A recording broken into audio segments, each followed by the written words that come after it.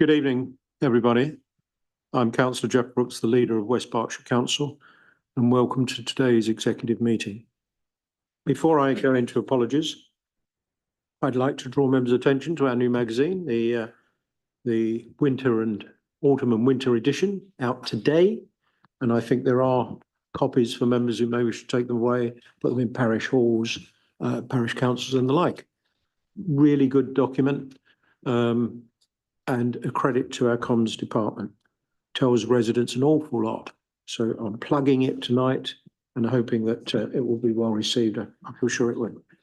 I'd also like to welcome our new interim Chief Executive Officer, Joseph Holmes. Thank you, sir.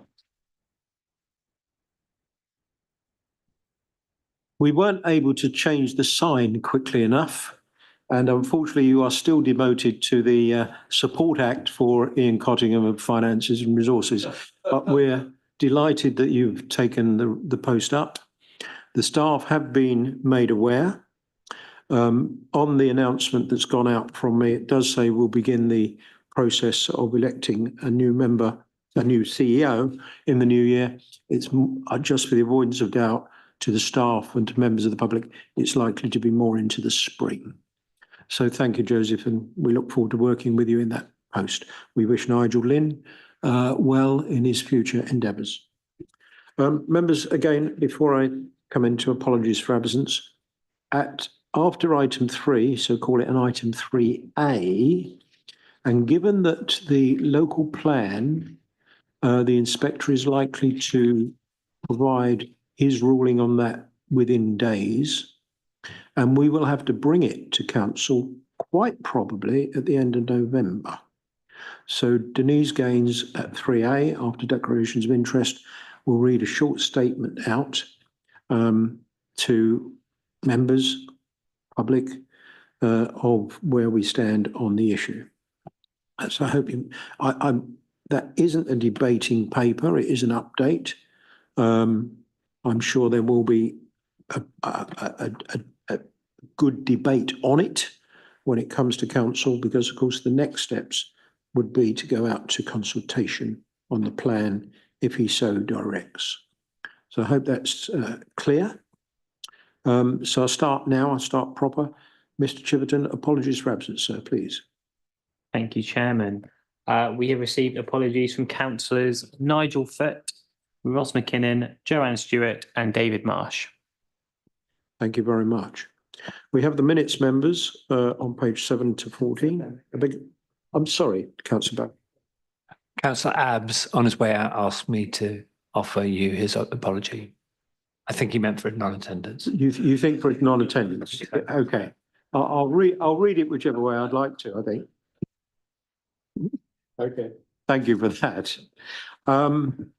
Okay, so the minutes on page 7 to 14. Don't think there's any matters arising, but anyway, we received those. And could I have a proposal for adoption of those minutes, please? Thank you, Councillor Gaines. Kevin. Thank you. Do I have a second of? Thank you, Councillor Gawley. So without further ado, all those in favour from the executive benches, thank you very much. That is carried, Mrs. Clark. And then I'm into declarations of interest.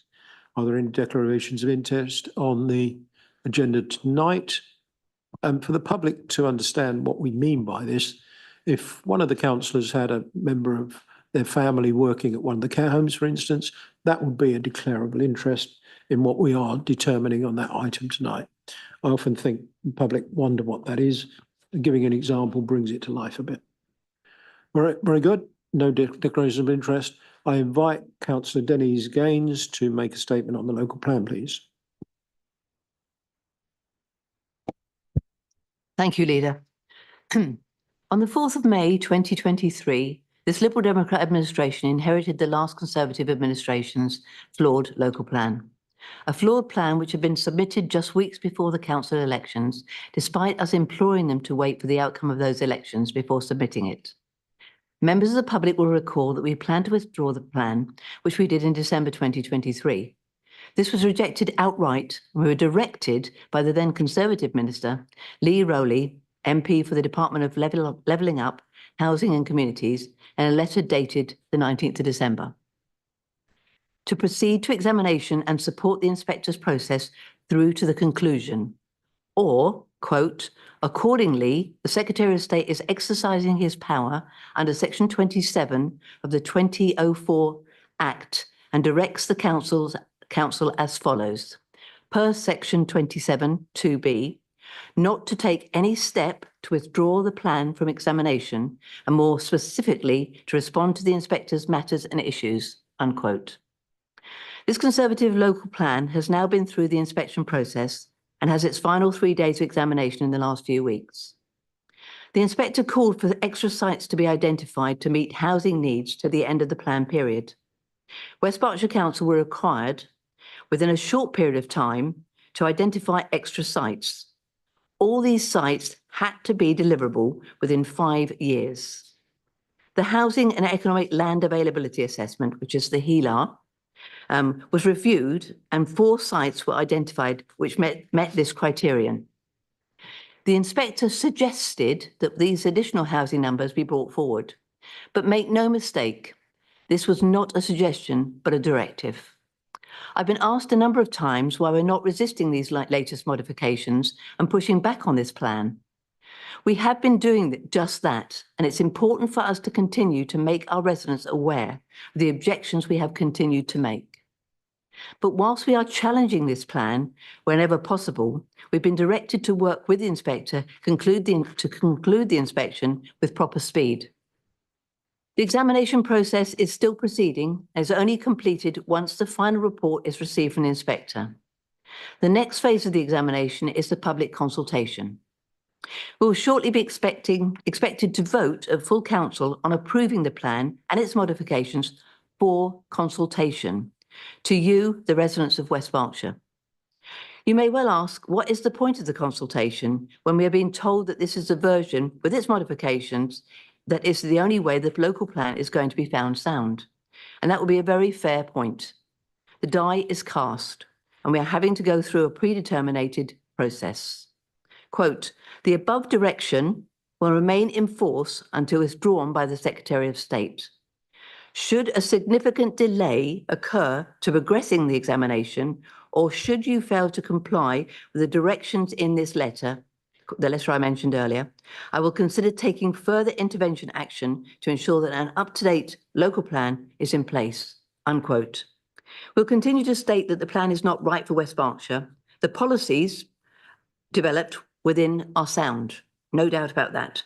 But the principal sites in Thatcham, Coldash, Tilehurst, among others, is not. I will keep our residents appraised as we work through the process and continue to resist adopting this Conservative design plan. Thank you. Thank you very much, Councillor Gaines. Okay, we're into public questions. I'd like to thank all the members of the public that have submitted questions for this evening's executive meeting, and welcome those of you in attendance to hear the answer to your questions and ask a supplementary question if you have one. Your question will appear on the screen and will be answered by the relevant portfolio holder. You will then be given the opportunity to ask a supplementary question, but please remember that this must be to clarify the response provided and not introduce any new business. Please note that the time limit for public questions is restricted to 30 minutes, and if your questions have not been answered at that time, you'll receive a written response within 5 clear working days of the meeting. The response is given either verbally at the meeting or in writing, will be published on the Council's website in due course. Now, understand before we go into the questions, Ian Hall has requested a written response. Alison May, I'm expecting to attend on Zoom, and John Goatley and Mr. Alan Pearce are here in person. We don't know if Tom Westerman is in the room. Well, he's not in the room, but is he on Zoom? We'll find out during the course of the questions. So is that clear to everybody? Okay, so is first up in B, and I think one of the will be clearing their program line. So, Mr. Chiverton, is Tom Westerman available to answer the put the question in his name, question B? No, Chairman. Then that will be a written answer. Question C, is Alison May available on Zoom to put her question to Councillor Gawley? She is, Leader, yes. Then we'll put it up on the screen and ask Councillor Gawley to begin to answer it. Thank you very much.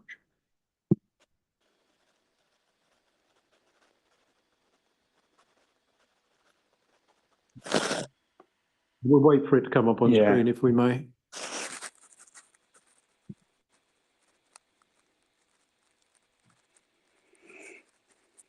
We happy Mrs. May's in the room? Yes, good evening. Evening, excellent. Marvellous. Just wanted to check you were there before I started to read the answer out. So, yes, thank you very much for your question. Our analysis of black bin content shows that about 42% of materials put in it could have been presented for recycling. The remaining amount is waste that cannot reasonably be recycled due to its composition. And this includes items such as pet bedding, hygiene products, blister packs, and plastic film. We currently do not recycle materials put in the black bin, partially because they are typically heavily contaminated and it's difficult to manage the quality of these items. What we would do is we'd continue to encourage residents to present materials for recycling using the recycling containers we provide, or by sending them to our recycling centres or utilising the mini recycling centres located around West Berks. Do you have a supplementary question at all? Yes, please. Yep. So the 58% element, therefore, is destined for incineration and landfill. That seems to be an increasing trend. There exists opportunities to further improve upon the 58% element. Has the council considered how soft plastics could be collected and combined with those now collected by supermarkets, and how nappies could be processed in ways now being tried out in Wales? So, yes, you're quite right. The 58% is an opportunity for us to increase our recycling for sure. And we have obviously recently consulted. We've been out to consultation on our draft waste management strategy, which details what we've been looking at in terms of the next steps. We are continually looking to evolve how we recycle at the curbside. We've recently introduced batteries, for example, and are imminently looking at pots, tubs and trays in the near future. And continually looking to how we evolve that as we go. Thank you very much for your question. Thank you. I'll move on to question D then, which is Mr. Goatley, I believe is in the room. We'll come forward to the lectern. He knows the process, and we'll put the question and wait for the answer and then a supplementary. You know the drill, Mr. Goatley. Thank you, Mr. Goatley, for your question. Yes, the flood risk asset register is currently being updated and screened to ensure that all assets contained within have been appropriately allocated. The highway drainage asset register is a live database which is updated as the network is maintained. The watercourse, culvert and associated downstream structures south of the London Road are listed on the register. Do you have a supplementary question? Yes, please. Thank you for your answer. I actually asked for this back in January, but I did it through the offices and have just been blocked at every point. So I'm just wondering, is there any way I can actually see what that register says? Yeah, so both of these will be shared on a single web page as part of wider digital updates over the coming months. So you'll be able to access it then. Coming Cool. months. Thank you very much for your question.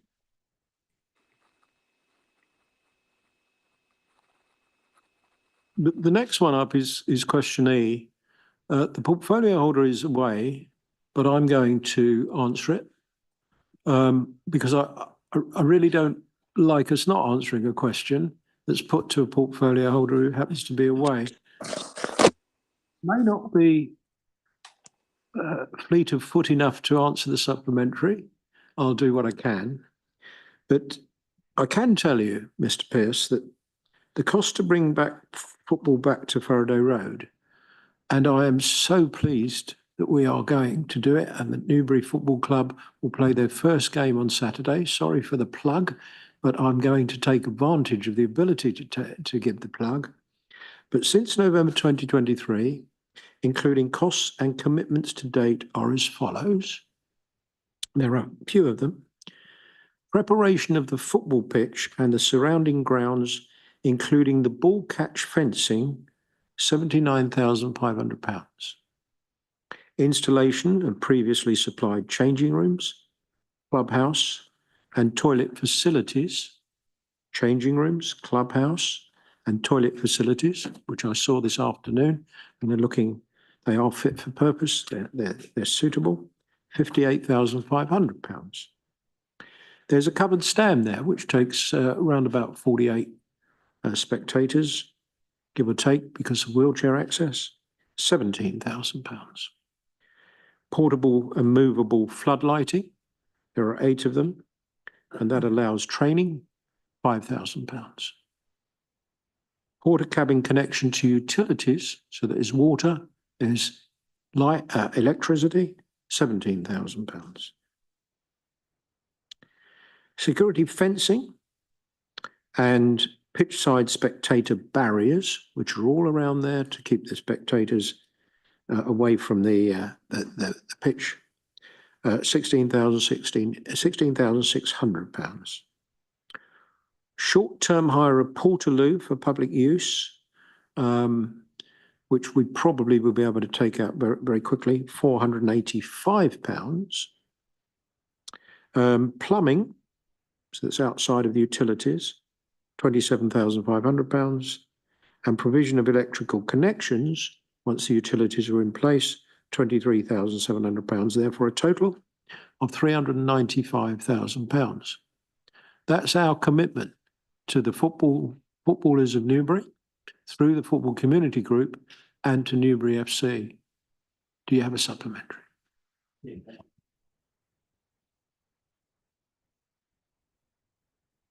Microphone, please, Mr. Phillips. Yeah, thank you for that. That's nearly 400,000. If you look at what's been supplied down there, that seems a lot of money. Would you say that's value for money to the public purse of what's been supplied down there? I would, sir, because you see, it's more complex than people might think in terms of having the utilities and all of the facilities available. From what was a piece of land, when you go down there, if you go down on Saturday, or maybe you'll hear the roar, I think we've done extremely well to bring this into play. Thank you. Okay, thank you. Okay, we're on to Alison May again now, number F, and it's to Stuart Goy. Thank you. Is Miss May still in the room? She is, yes, indeed. Marvellous, thank you. Yeah, thank you very much for your question. During our last compositional analysis in August 23, 42% of the black bin contents were found to be items which could have been recycled if presented in the correct recycling containers. 22% of the black bin contents were food waste, with the other 20 also potentially recyclable. So that leaves the 58% we talked about previously. And that is in the black bin that's not recyclable or deemed as non-recyclable. Those non-recyclable items will include things such as the pet bedding, hygiene products, blister packs, recyclable plastic film, and polystyrene. We have a really handy infographic breakdown of that kind of composition analysis that I'm happy to share with you to demonstrate what was found in the black bins. Do you have a supplementary question?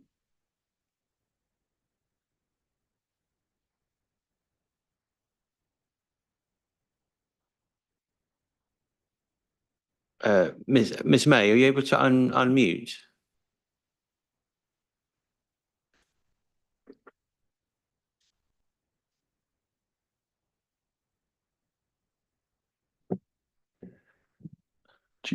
Are you in attendance, Mrs. May, online still? Because I'm probably going to need to move on. No. If you don't respond. Happy to offer a written answer with a written supplementary for that question. If Mrs. May would like to put in a supplementary, we will respond to that. But obviously we can't hear it this evening. I'm going to move on to Mr. Goatley comes forward for question G, I believe.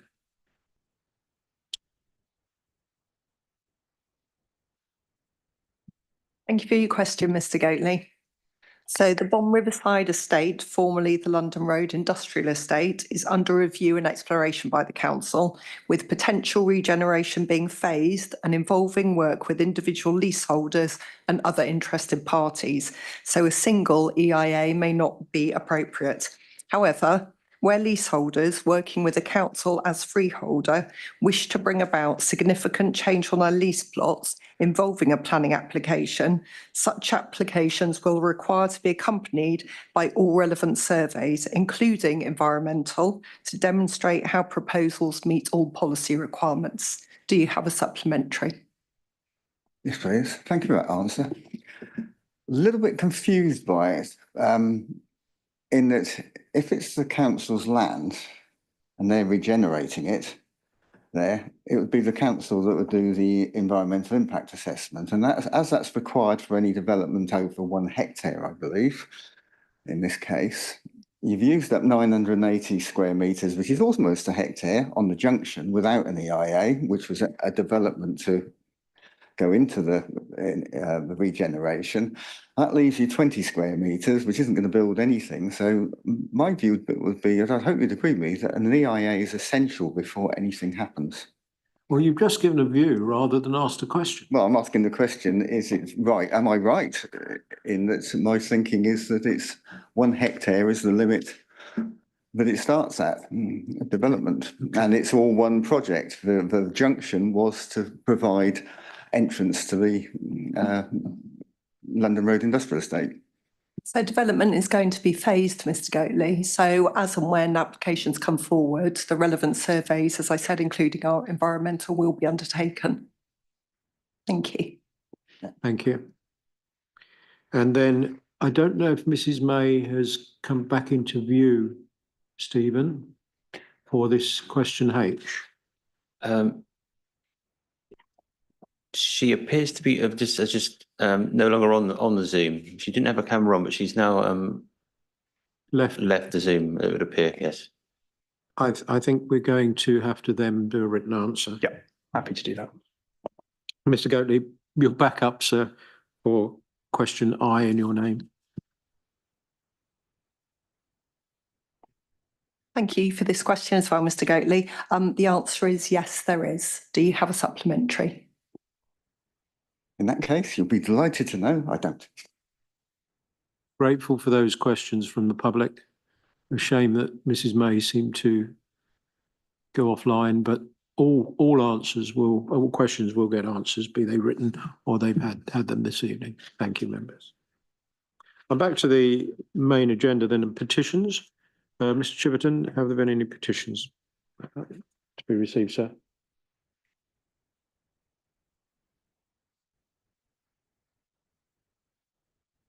None. Thank you very much, Mr. Chiverton. Then we go to the items as timetabled in the forward plan. The first one is the wraparound care project. That's up from page 21 onwards. Councillor Heather Codling will introduce the report.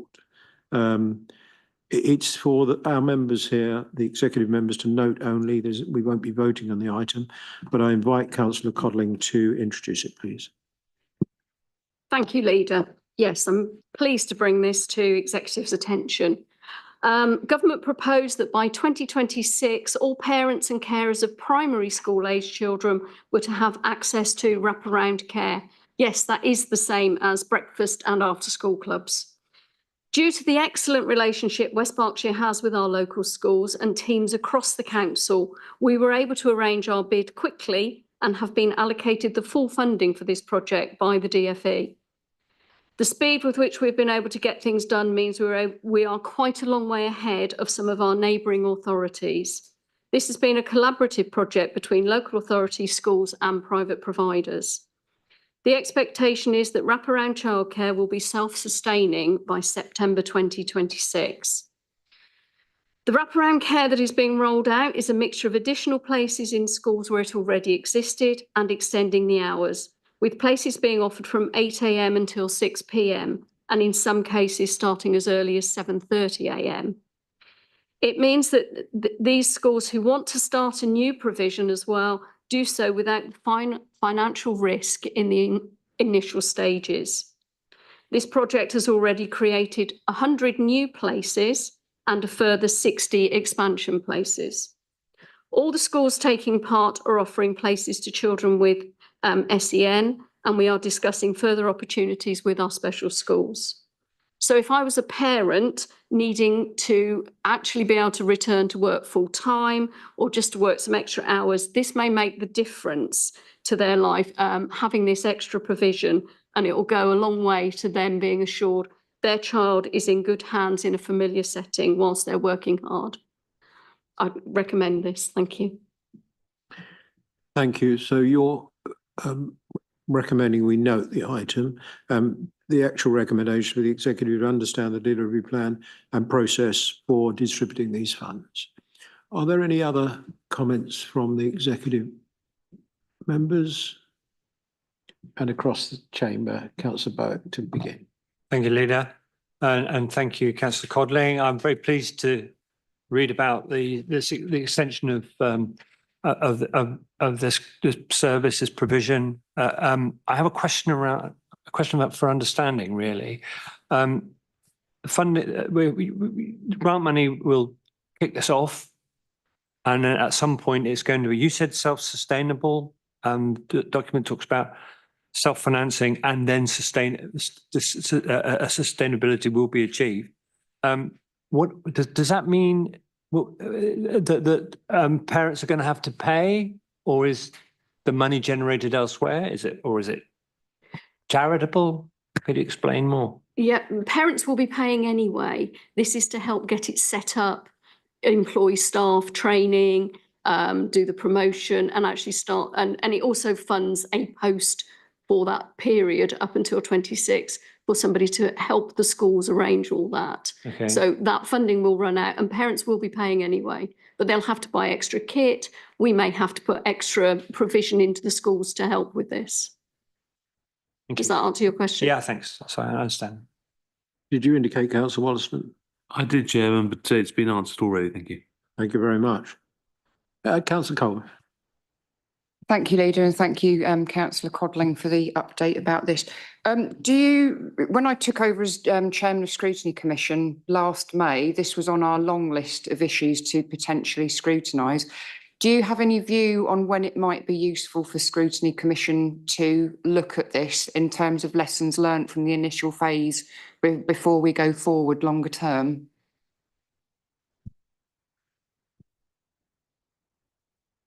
Yeah, we think if we let it run for a year and then review it at that point and then work out any lessons learned, because we'll still be within that phase of funding. Grateful for that. I think that's all of them. I think we're noting this. We're not voting on it. So noted, members, and we can move on to the provision of care for the elderly at 2 of our West Berkshire care homes. Councillor Patrick Clark, I will ask you to introduce the report in a moment, sir. I make members aware and members at home, residents at home, that this will have a part 2 dimension because we will go through the commercial offer there, which we wouldn't share in a part 1 scenario. I'll read the resolution out at the end of the discussion, just so people know what we're voting on before we go into part 2. Councillor Clark, over to you, sir. Thank you, Leader. This, as you say, is a topic in 2 parts. And I think importantly, as we discuss part 1, we need to talk about the benefits of this proposal, not only for our residents and those in the care homes, but also for the council. Our council is one of only a few in the country which owns its own care homes. So we are unusual. Maybe I should add, we are unusual in that respect. The rest, sorry, we are unusual in that respect. The rest of councils across the country have followed a model that provides care from the private sector, both improving the service and reducing the cost for council and taxpayer. I'm going to keep this reasonably short because I think, this is covered in the report, but this decision should be seen in the frame of how we can make the service better for the people experiencing it, and additionally reducing the burden on us and the taxpayer. I would like to recommend this is delegated to the officer, executive officer, and I think the leader will go over this in more detail following on from this. So you've moved the proposal. Indeed. I'll take the seconder, I'll second it myself, but we'll come back to it in part two because that will be the decision-making part of the discussion. So members of the executive, anybody want to add anything in? I'm happy to just reiterate what you said in terms of we have these two care homes for what a variety of reasons. They are expensive to run. And we believe the private sector, with experience of focusing on delivering that sort of service, has much to offer the residents and also provide this council, therefore the taxpayers, with a quite significant saving. So that's why we're bringing it forward, why we've gone to tender, why we're discussing it this evening. Do we have other comments from other members? I've got Councillor Phil Barnett. Thank you, Leader. Also, thank you for allowing me to sit in at this executive committee meeting. Leader, you will recall that Willow's Edge specifically was part of the old Berkshire County Council's responsibility. And in the days when you were at Berkshire County Council, Leader, I was also the representative for what was then the Winchcombe Division Ward, which was, of course, housing Willow's Hedge. The county looked upon this particular care home as one of its prime care homes within the county. It had a terrific record. On many occasions, there was various different activities that took place there that probably didn't took place at other care homes. And it was also, on a regular occasion, updated to encompass all the different needs of specific types of residents. And of course, this continued on right up to the end of Berkshire County Council's days in 1997. And we then, as West Berkshire County Council, took on this particular care home, with one of several, I might add. Back in the days of what we might call the naughty period, I was the executive member for adult services. And not only, obviously, I had a lot of interest in Willow's Edge, I was also interested in what was to become the new care home in Turnpike Ward, which of course had changed to Clay Hill by those days. And because of various different land trade-offs and different things that had happened within West Berkshire Council and in that particular period, we were able to, that was alongside myself as the executive member, it was driven very much by Margaret Goldie, who was then the executive officer for adult services, and we were able to put in place the Birchwood home. Now, both of these homes were very much part and parcel of West Berks Council. They delivered a terrific service to a variety of residents with a variety of needs. They were looked after by a completely dedicated band of staff. A large number of these staff were obviously direct labour of West Berks Council. Some were obviously specialised, brought in, or agency staff. Nevertheless, having said that, they were very much instrumental part of the councils over 2 or 3 different periods, both in Conservative controlled and of course, Liberal Democrat control. I obviously recognise the importance of making sure that any care homes are viable and have some cost-effective nature for not only West Berks Council, but the benefits of obviously the residents. So I'm quite aware the needs and where you've come to up to this particular point. Probably my main concern and main issues, and I think this is important to recognise, I've already mentioned about the care that's been delivered by these residents, by these members of staff for the residents.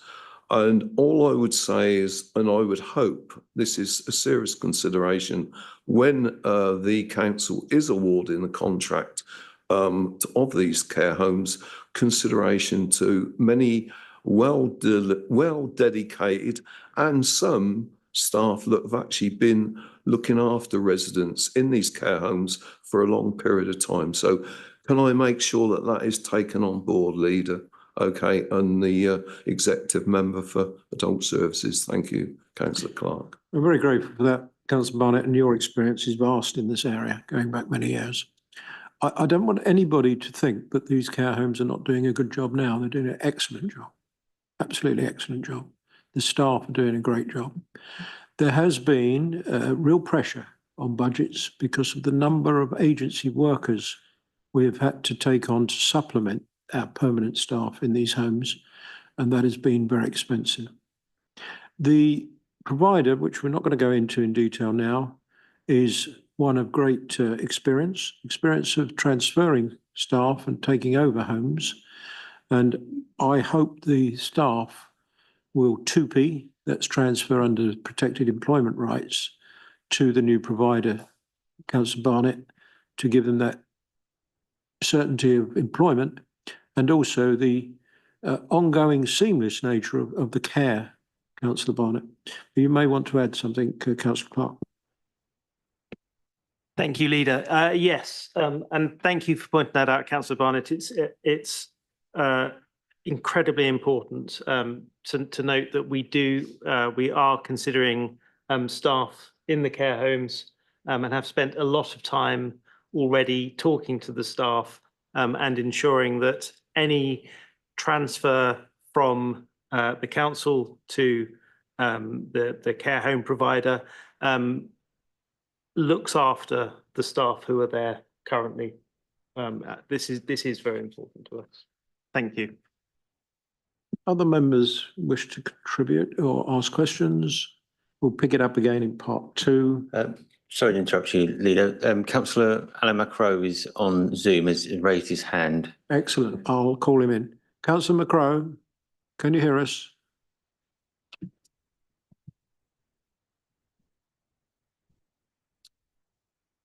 Have we got a problem with access from, it was Mrs. May talking, even on unmuted and still not getting through to us. And is that the same, Councillor Macrow? Councillor Macrow is unmuted. Can you see him trying to speak? I can't because his camera is not on, but I know he has his hand raised. He's unmuted. Can you hear us, Councillor Macrow? Somebody call him.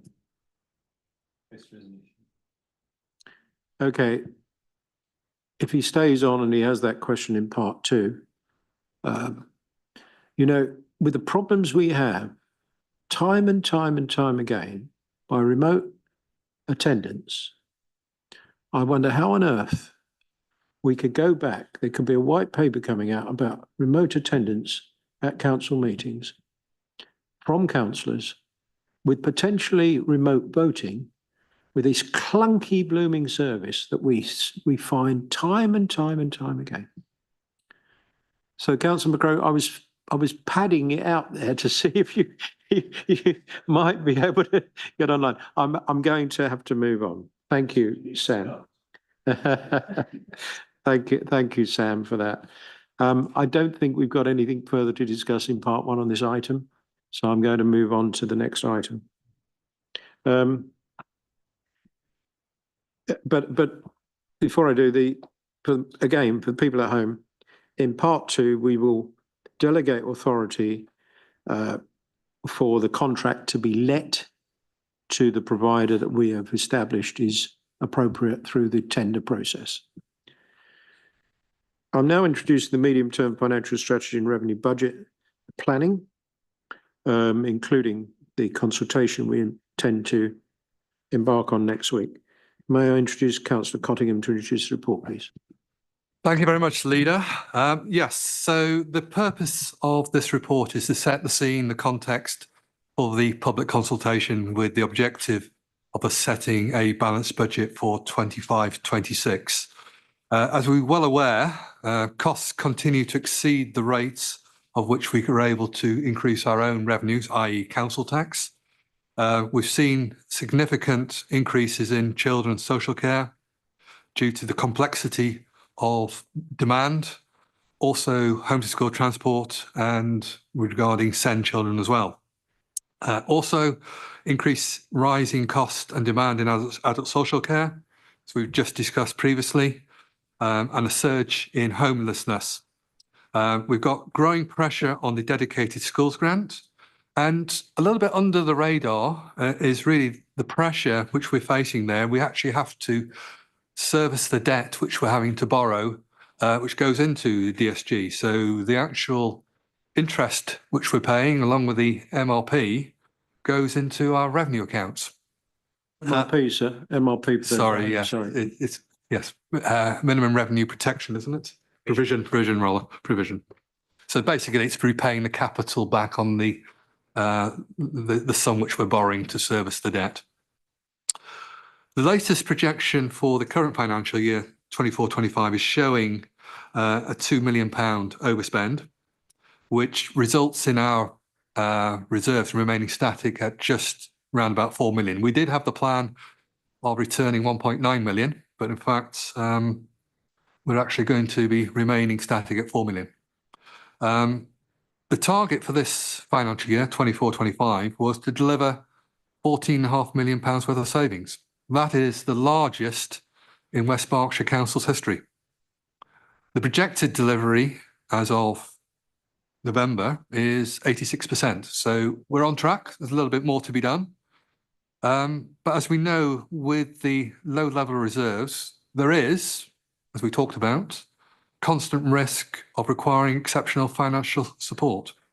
So we've seen a few councils go for this recently. And what that means is that we will get funding from central government if we would never to need that. But we're doing everything we possible as an administration, as members, as officers, as employees of West Berkshire Council to prevent this from happening. Our medium-term goal is, as you would expect, to improve our financial resilience, looking to increase our reserves to over 9 million. So something which the previous Section 151 officer, I suppose the current Section 151 officer, is very much in favour. Initial savings targets for 24-25 have now increased from an original 6.5 million due to 12.1 million. That's due to the experience which we've seen in the first half of the year for Q2. If I just move to page 48 of the report, there is a typo in there, just to, if you look at the actual table 6.4, proposals delivered through efficiency, transformation and income that do not require consultation should be 3.7 million, and proposals which do require public consultation should be 1.2 million. So apologies that was missed on the proofreading. It's been picked up prior to, as I say, just this evening, going through this report. So, as I said there earlier, we've seen an increase in Q2 this year, and that increase literally of over 5 million is due to what we've seen, an increase in social care costs from 5 million to 8 million, home to school transport costs increasing by 1.3 million, children's social care increased by £500,000, legal costs with our joint venture with Reading Council increasing by £500,000. And capital financing cost, as we discussed earlier, increasing by 2.7 million. So within the report, there are 10 areas which I won't go through individually, which add up to 1.2 million requiring public consultation. The members of public of West Berkshire Council, and I suppose wider than that in some ways. Do you have to be a member of West Berkshire Council taxpayer to give consultation? Probably not. Can go to our website, and within there we've got a section named Balancing Our Budget to give your views and opinions of the consultation. So, as I say, this is very much about ensuring we have a balanced budget. We have a statutory obligation to do so. As an administration, we've gone through very thoroughly trying to find savings, of which currently we've got a gap of 1.7 million. This 1.2 million gives, from a statutory perspective, the consultation which needs to, go out to consultation. So that is where we are within the report. And does anyone? I'll hand back to the leader. So this is consulting our residents, the public, on the measures on page 49 as to whether they would be supportive of them. Members, public might remember a year ago we went through this annual process. It is a necessary process in our budget build. There were several items we consulted on that we did not implement. This is not a process this is a process we take seriously, and we take the response seriously. We are in real tight financial situation. And I noticed, Councillor Cottingham, you talked about extra financial support, which we could apply for. And the person at home might say, well, why don't you? But in the event that a council has to go along and say to Westminster, we are in real trouble and we need extra financial support, it takes time, and the government eventually would say, perhaps yes. We will give you that support with enormous interference in your day-to-day decision-making about your expenditure. And those people not being members, parachuted in by government, would not really consider, as we will, the right thing to do for our area and our people.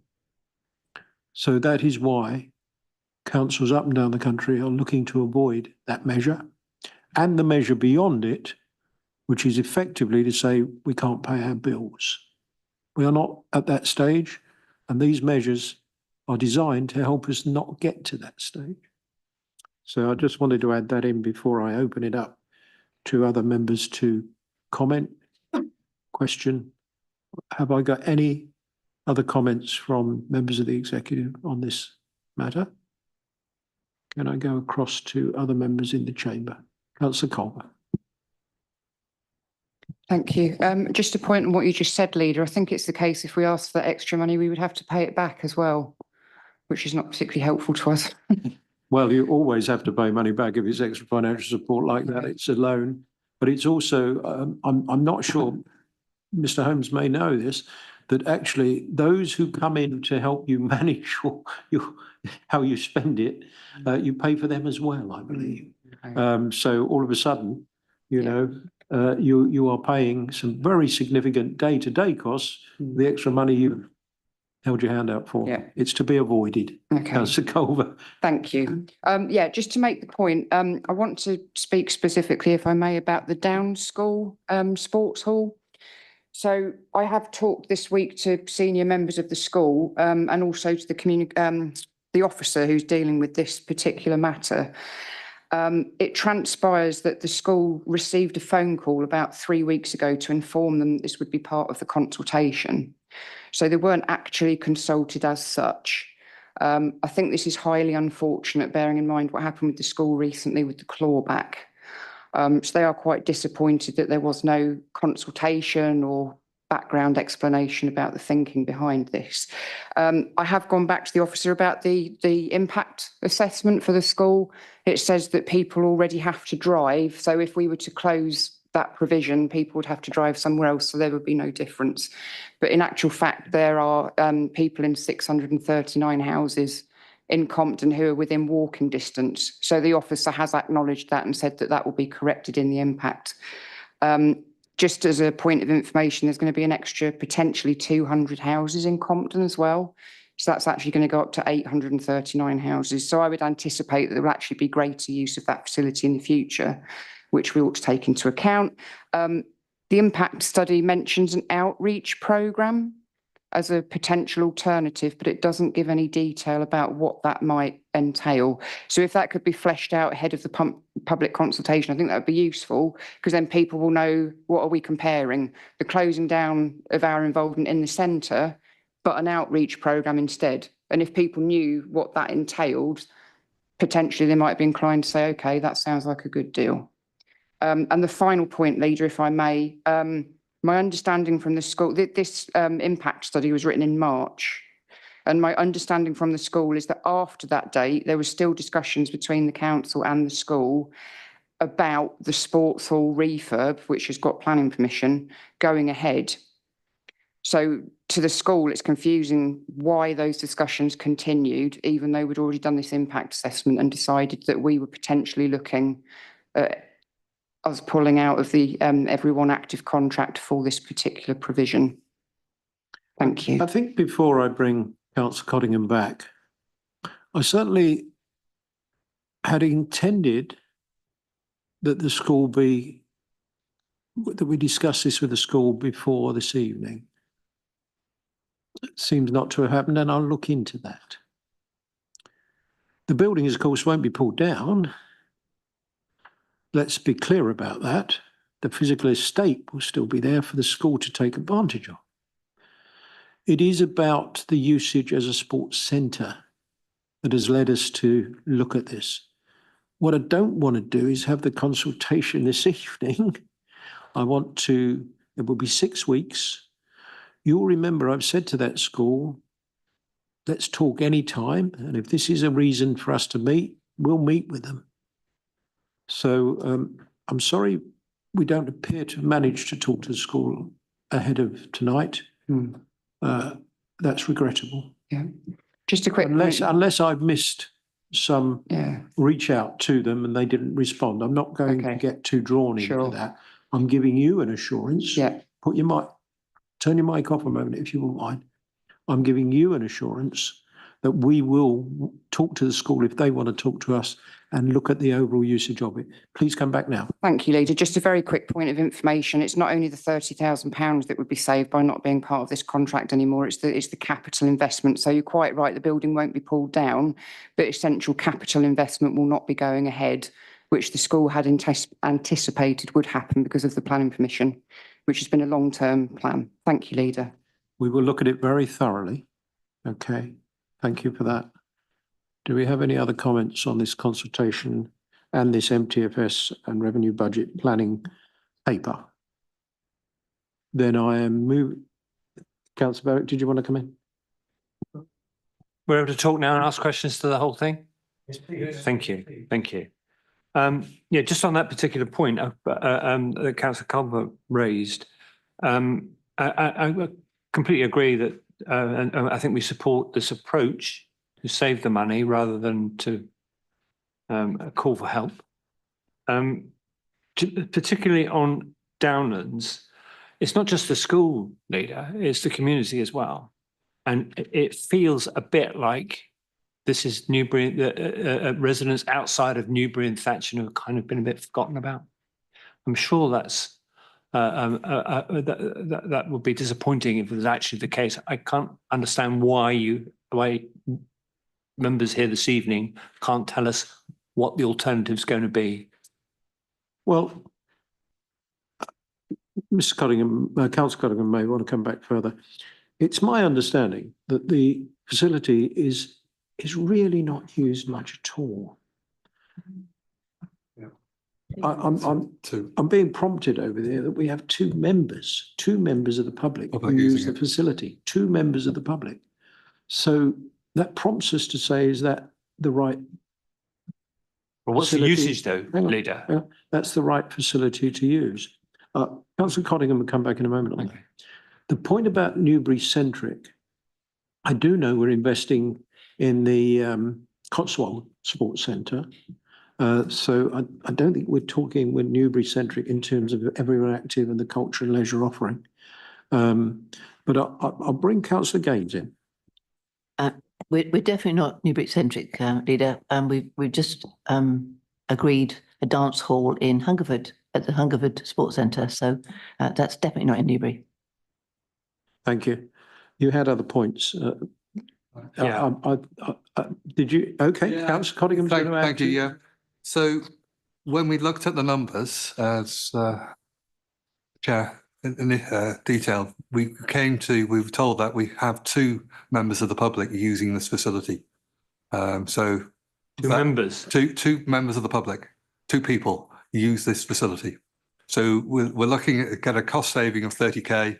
That's £15,000 per person. That's a lot of money which has been spent on 2 members of the public in reality. But we're not making the decision. We're consulting, Yeah. and members of the public, those 2 and others, 649 houses, I think Councillor Culver said, if they want to all write to us and say they want to use this facility and we should not close this, that's what consultation's there for.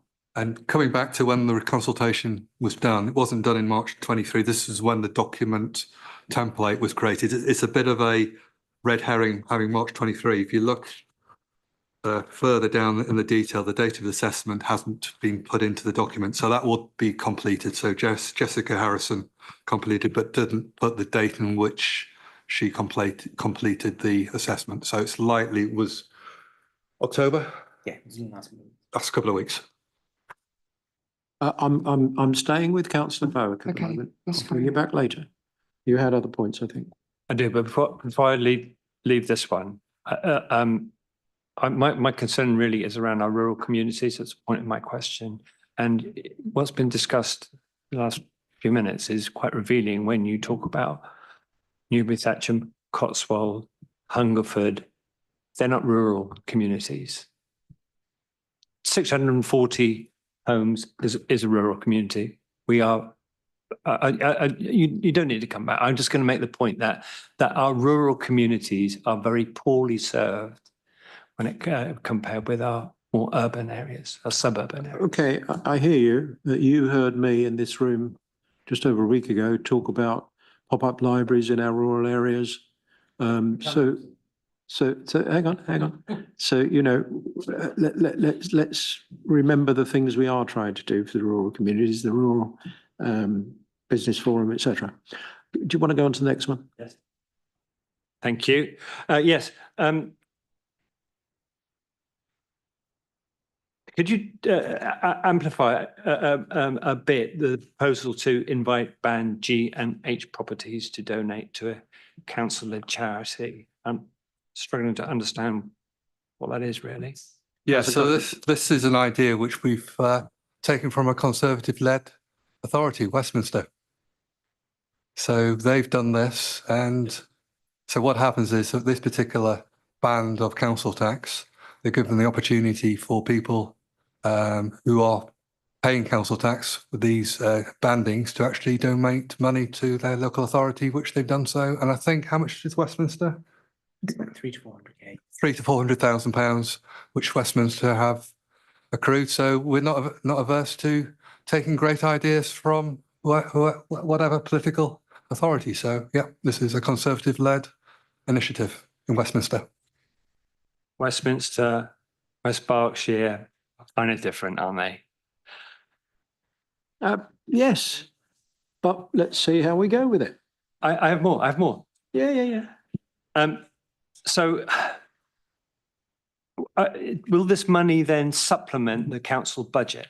Will this charitable giving supplement the council budget? It will be, yes, it will be source of revenue for us. So it will be revenue. If it doesn't occur, it will have to find another saving. But what's of interest is that, especially with the recent change in inheritance tax, especially from a pension perspective, if you donate money to a charity, you actually save on inheritance tax, so you pay a lower rate.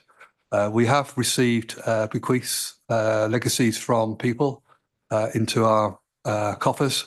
And it's an avenue which we'll be exploring to get as much revenue as we possibly can. No stone will be left unturned.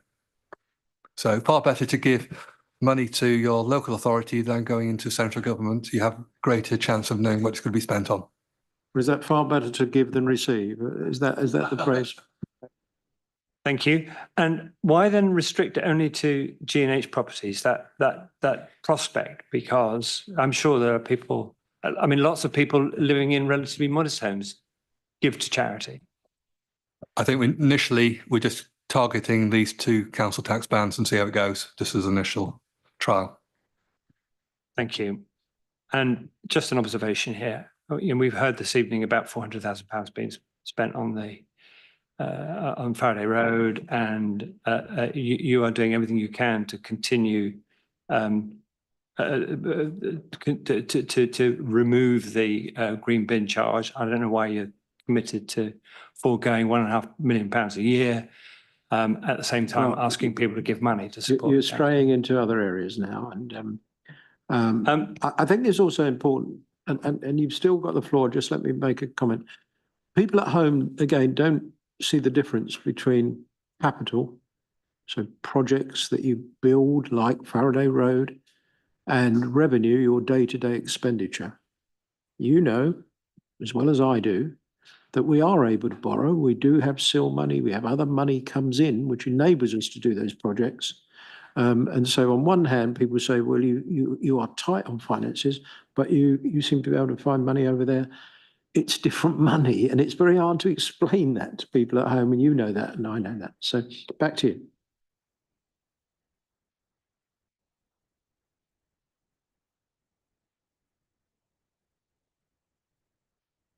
I think what I'd like to know is, have you got more points? Yeah. Why don't we Okay. crunch through your Okay, points? so Please? my other question then relates to the.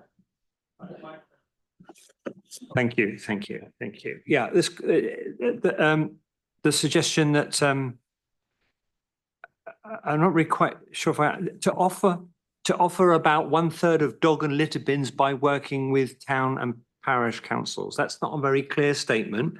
It's going to net £20,000. I was at the district parish conference when you made your pitch, leader. Very impressive. I don't think that the bin issue gained much traction, and I have 5 parishes in my ward, and I speak to parish councils, and not a lot of interest. So, not sure where this one. We will. What legs this one has. We'll find out. Yes, the sentence could be clearer. We'll find out soon what level of appetite there is for this transfer of certain services, including dog bins and litter. We'll find that out in the next few weeks. I do remember at Shaw House at a previous district parish conference, one parish said, how do we sign up to take over the dog bins? I said, oh, you're a bit previous, really. You're a bit fast on that. That offer will come later in the year. So I'm not going to call it. Don't call it yet, just because you've talked to 5 parishes. There are another 57 out there. Okay, I think you're done. Did you want to come in, Councillor Somner? Got you. Thank you, Leader. Yeah, just a couple of the items that are listed, which obviously, when I talk, we'll recognise them being close to what I used to spend a lot of time talking about, notably streetlights and gritting. From a streetlight point of view, I know we've got some areas where we rightly manage, some areas that we turn them right off. The standard and I guess expected response on that immediately comes around to safety, both for motorists and residents. But I think my question really is, and it's more about the consultation, is do we have blue light services as a statutory consultee? Are we actually approaching people like that would be, I think, able to give a good and evidenced position as a statutory position of responding on these sort of things? we'll make sure they would be consulted, but I'll make sure that they're precisely or specifically consulted. Look, it's consultation on this. We wouldn't be the first to do it. And there are people, including Councillor Codling, who made the point, there aren't street lights in some of the village roads where people live. So we need to see what people think about. Yeah, and as I said, there's a stretch of the A4 when you drive along it at the right time of night, there are no lights on. So we have done it, and I know part of the reason for going over to LED lighting was so that we did have control over it. So I understand the direction of travel. I think it's just important to recognise who consults on this and who's aware of it and what they think of it. The other one, if I may continue, was, as I say, with regards to gritting. Again, it's safety issues for motorists, residents, especially vulnerable residents. And it's something that's always less of an issue when there's a fair weather winter, obviously. So for me, it's always been about having sufficient, but having a backup where it needed. Now, over the last few winters, we've not needed so much to worry about gritting as having boats and sandbags. And if some officers' methodology on bad weather cycles is coming to fruition, then we're in for another one again this year. And I know we've always put the messages out about that. I do wonder whether your previous comments and conversations, Leader, about devolution is something that has been explored, and again, probably whether towns or larger parishes could be engaged into whether they want certain roads within their areas gritted with their contribution. Now, I say it now because it's not necessarily something that would occur to our residents as being an option.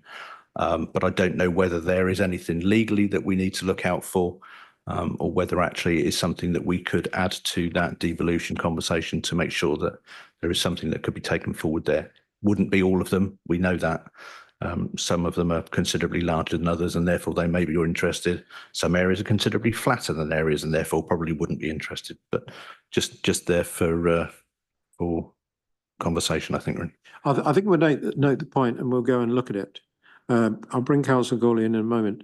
I think, you make a point. I'll bring Councillor Gawley in. Yeah, cool. Thank you. Just on the gritting topic. So this saving actually relates to some investment in temperature sensors that happened in the first quarter of this calendar year, with regards to looking at artificial intelligence and also monitoring the actual temperatures of our roads. So that equipment was installed back in March with some funding from I think it was the LEP at the time, the Local Enterprise Partnership. Look, and that is there, and what that's doing this year is kind of getting a benchmark in terms of where our roads actually do require gritting, rather than using a blanket, this road to this road. This will be able to allow us to pinpoint more accurately where those roads need gritting. And the target has always been to reduce the number of treatments across West Berkshire by 40% by 2027. So this year's part of the benchmarking. This saving is based off of the back of the analysis of that, and the expectation is we don't need to grit every centimetre of road all the time, but we can be more tactical about where we do it. So here are the concerns, but I think this year's data will evidence this saving potentially into next year. But as Councillor Brooks says, this is a consultation. Yeah, appreciate that. Thank you. Can we wind it up? One more quick. I just want to make a comment literally about those sensors, because it was a resident that contacted me recently about the fact that they had these security cameras that are going up. Can we be really, really good on the communications that go out with them? Thank you. Yep, happy to do it again. We did share this back in March 2024, so happy to. We actually have some comms going out fairly soon on the gritting again, so we'll reinforce those points. Thank you. Councillor Colwell. Thank you very much, Councillor Brooks. Just a point of information. You mentioned that 2 residents of Compton use the facilities. Jessica Harrison sent me some stats yesterday. It actually says the usage for 22-23 was 9,093. I would say that the people, if only 2 people made 9,000 visits, they would be probably the fittest people in the country. Thank you. Councillor Colwell, we will take that up. I'm very stringent on getting consistent data. That doesn't sound consistent, does it? But bear in mind, this is a consultation. If that data is right, there's a strong possibility of saying that's a well-used facility. We'll take that in consideration. Thank you. Councillor Wallace. I'll be very brief, Chairman. You'll be pleased to hear. I was previously the policyholder for libraries, amongst other things. I also considered the discontinuation of the mobile library because of the costs involved, and particularly the replacement vehicle. But I would like to make sure there is something in place. I know a relatively limited number of people who are effectively housebound, and make sure that there is a proper volunteer system working. Councillor Cardigan. Yeah, so thank you, Councillor Williston. Yes, it's very much in our minds to actually enhance the service. So having volunteers who get to know the people who are requesting and using the service, we actually see a more human nature to it. The fact that you can visit people in their home. We're well aware that loneliness is a huge issue for people who live on their own. Also, we see it as a preventative control regarding people going into adult social care. The fact it is a point of contact, and we see so many upsides into this. The saving is good, but in some ways the human aspect is bigger by having this dedicated service one-to-one with people getting to know other people in the community from a voluntary perspective and providing books and learning and such. So yeah, for me, it's a real win-win-win. Thank you. That's very reassuring. I don't know if you saw the video. We put out a video early in the year of the home delivery service of somebody going in and taking books that have been ordered and talking about to the quite elderly person about what their interests were, what books they might enjoy. A very personalised type of service. Okay, so we're noting this item, members. Are we comfortable with so doing? Thank you very much indeed. And I believe then I'm moving on. I'd like to thank members that have submitted questions for this evening's executive meeting. Time limit is 60 minutes. I'm sure we'll get through the 4 of them in that time. The first one up, Councillor Abbs is not in the room, so you will get a written response. The second one up, Councillor Bowick, I believe.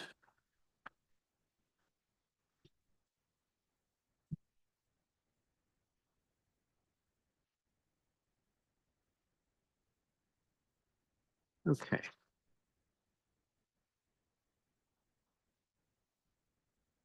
Councillor Bowick, thank you for the question. As part of the review process that I initiated following the initial decision made by the Schools Forum in relation to the clawback of excessive surpluses from schools, you know, and I've said in here before, the portfolio and I offered to meet with those schools and we went to see several of them. We had detailed conversations about the issues that contributed to the accumulation of the reserves, as well as a wide range of other issues. You know also about the outcome of the review, showed we listened very carefully to what schools had to say, and the recommendations to Schools Forum were adjusted to reflect this. Those recommendations were accepted by the forum, and only 2 schools were found to meet the policy in relation to clawbacks. I'm committed, as you've heard, to establish a twice annual district schools assembly. The first one, I believe, is booked for January, at which the portfolio holder and myself, along with other members of the administration, will invite all schools and governors to discuss how we can work together as effectively as possible. As you know, we're committed to supporting all of our schools to offer every pupil the opportunity to achieve their full potential. Only today, I received an email from Chair of Governors, I'm not going to say who it is, who said thank you for the review and thank you for the outcome. You use the word debacle. I know it's politics and political knockabout. I think the debacle is more that the Conservative minister at the time, Michael Gove, allowed councils across the country to roll up these huge debts in the high needs block that we're wrestling to try and make an impact on. And that's the debacle in terms of that time bomb that's been put on councils up and down the country, which somehow has got to be paid for. It certainly couldn't be paid for by most of the councils, including this one. So we're doing everything we can, and I hope a good relationship is developing with the schools. They know where we are. They come and talk to us anytime. We will respond. Do you have a supplementary? Thank you, Leader. Yeah, and I'm not sure it's fair to pin the blame for the way you handled this whole thing on Michael Gove. I'm more. I understand. I'm not going to challenge you on the decision you made to claw back money. I'd like to challenge you though on the fallout. And we said I said in this chamber, and others have echoed the issue around trust between governors, PTAs, and governors and PTAs and the council. And that's what I want to know. How much progress, what sort of progress you're making on restoring that trust. And I've had feedback from schools directly and indirectly that there's still a suspicion there that you may come after their money again. So how are you going to re-establish that trust, Leader? Well, I refer you to the statement I made in this chamber. I said, one, the clawback will be an annual event, so it won't surprise them. But two, do you remember me saying, if you are trying to allocate your unallocated reserves, and this council, through our property department, is somehow preventing you from doing so because we're not responding on certain things, so you can't allocate them, let us know. Let us know. And therefore, the trust is about us doing what we say we'll do. We reviewed every line of their unallocated reserves. We enabled them to allocate them where we might have been part of the blockage in so allocating them. We did what we said we would do.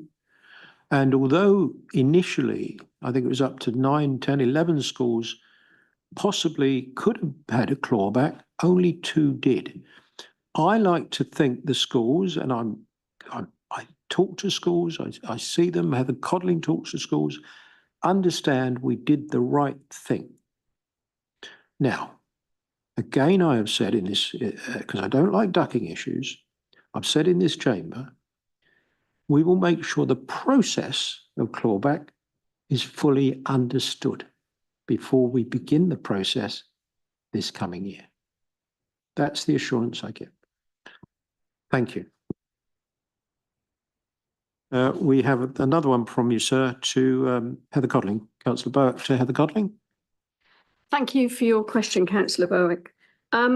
No, we did not directly lobby government regarding the autumn budget, but our focus has been supporting the LGA's response.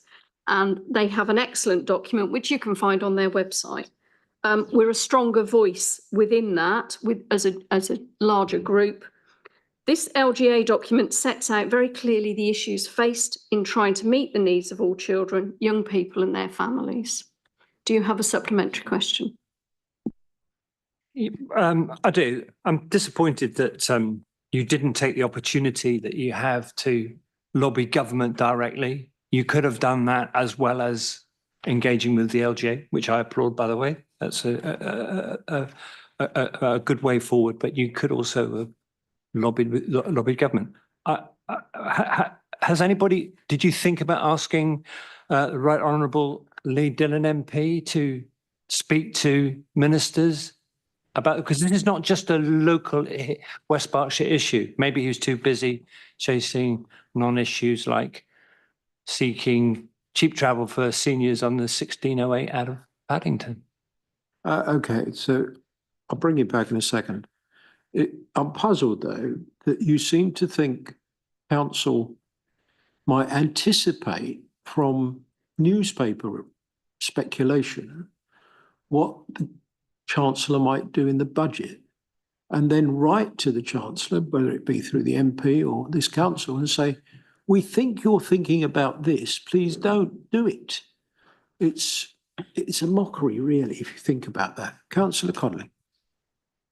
Yeah, I just refer you back to the fact that we are a member of the LGA. They are an excellent voice, a collective voice for councils across the country.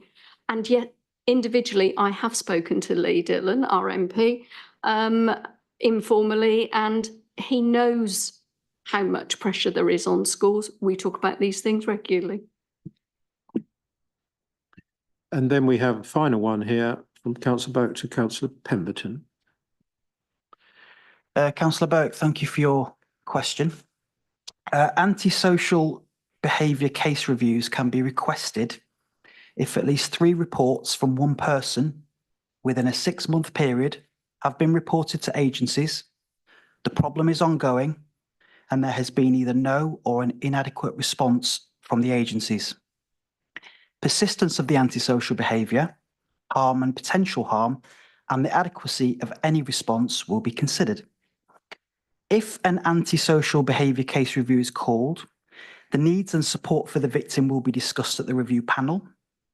As this is a multi-agency panel, it is for the lead agency to liaise with the victim, provide us advice and support, and very often the council is not the lead agency. They will be advised of the outcome of the review and of any necessary actions. Alternative approaches may be taken if it is deemed that a case review is not appropriate, but the problems need to be addressed. For example, case conference, problem-solving meeting, referral to minimaps, and the monthly multi-agency meeting. Do you have a supplementary question? Thank you for that comprehensive response and explain to me what an ASB is and what it seeks to achieve. Aldermaston Parish Council raised an ASB case in July 23, and until now, as far as I can see, I've attended meetings with the multiple agencies that you refer to, with local landowners, with residents. Nothing's happening. I spoke to the leader about a month ago who promised me a meeting to address my concerns, the concerns of my community. Nothing's happened. This, to me, feels like a problem that's too difficult to address. It meets all of the criteria, plus. People are living in fear in my community, and I want to know what council's going to do to move this forward. And your point is well made. I've been on 2 weeks holiday during that period, but I promise you that Councillor Pemberton and I will book an appointment for you to come in and see us within the next week if you're available. Councillor Pemberton, back to you for the supplement. Yes, thank you, Leader. And whilst I fully understand the concerns of your community, genuinely I do, I myself have got emails in my inbox from my own residents that are suffering from antisocial behaviour and nuisance. What I would say is the case that you've referred to was deemed to be not appropriate for a case review. That's not to say that the issues aren't serious, and that's not to say that as the portfolio holder, I'm not motivated to try and help you resolve those issues for your residents. And I would echo what Councillor Brooks has just said. In a sense, he stole my thunder. If you have got residents with outstanding queries that they think are not being answered, or you feel that the council could do more, reach out to me. I am here to help you. Thanks. I'm absolutely bloody livid. No. I am livid. Sorry, sir. Sorry. I apologise. I apologise for my language, but I am. Look, I've said we will look to meet with you very, very quickly. I'm leaving it at that, please, sir. I'm leaving it at that. It's been an equitable meeting. Let's move on. We are moving into part 2 now, members. I'm looking for a proposal to exclude the press and public. I'll propose that myself. Do I have a seconder? Thank you, Councillor Gaines. All those in favour from the executive side? Thank you very much. Mr. Pearce, Mr. Goatley, Councillor Barnett, you know you can stay. You've got the entitlement to stay, but good to see you.